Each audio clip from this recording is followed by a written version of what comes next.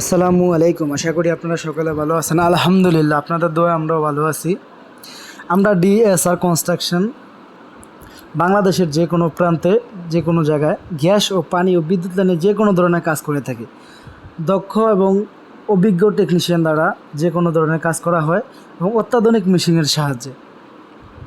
আমাদের এখানে একটি গ্যাসের লাইনে কাজ চলতেছে, তিতাস গ্যাসের লাইন। আমরা এখন উপরে কংক্রিটগুলো কেটে এখানে স্ক্রেপার দিয়ে, হ্যামার বেকু দিয়ে পাকাগুলো ভেঙে স্ক্রেপার দিয়ে মাটিগুলো কেটে ওখানে পাইপ ফেলা। ইনশাআল্লাহ আমাদের জন্য সকলে দোয়া করবেন যে আমরা সুন্দরভাবে কাজটা করতে পারি।